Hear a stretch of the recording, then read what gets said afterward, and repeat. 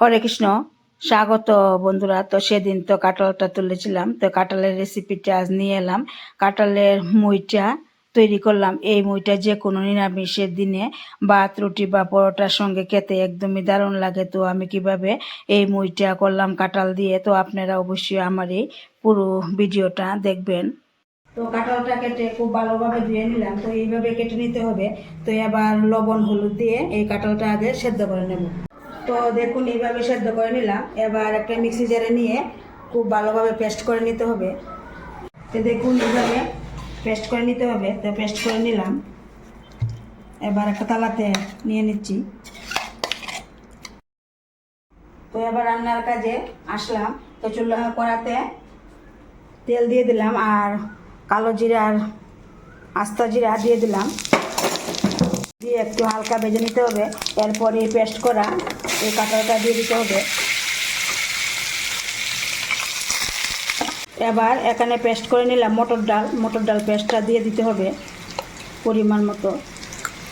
এখানে জিরা, ধনিয়া, হলুদ, কাশ্মীরি শুকনো লঙ্কা গুঁড়ো, অল্প লবণ দিয়ে দিলাম।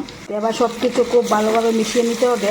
আর এখানে কিছুক্ষণ ভেজে নিতে হবে আর অল্প আঁচে ভাজতে হবে।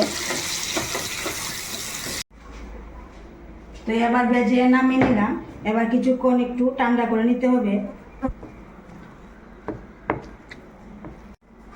তো এবার ঠান্ডা হয়ে গেল আর এখানে 1 চামচ বেসন দিয়ে দিতে হবে, দিয়ে দিলাম।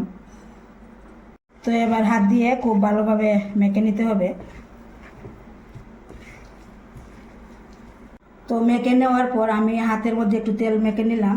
এরপর এইভাবে বানিয়ে নিতে হবে সবগুলো। তো সবগুলো কিন্তু আমি বানিয়ে নিলাম। এবার ভেজে নেব।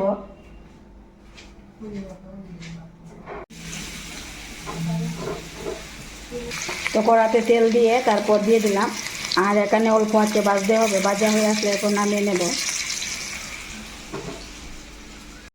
তো সবগুলো কিন্তু ভেজে নিলাম দেখুন।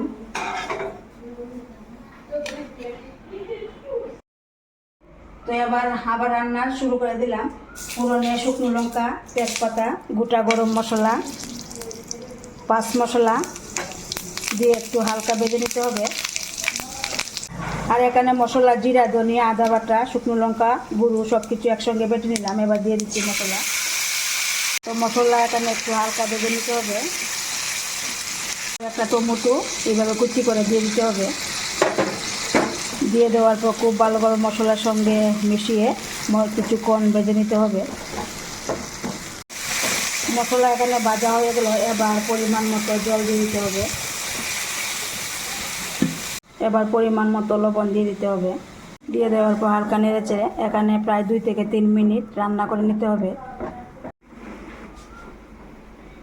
2 থেকে 3 মিনিট রান্না করে নিলাম। এবার ভেজে রাখা কাঁঠালের এই মুচাগুলো দিয়ে দিতে হবে।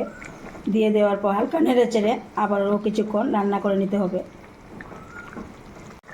এবার গরম মশলা দিয়ে দিতে হবে। দিয়ে দেওয়ার পর কিছুক্ষণ আবারও রান্না করে এরপর নামিয়ে নিতে হবে। তো এবার রান্না হয়ে গেল, নামিয়ে নিলাম।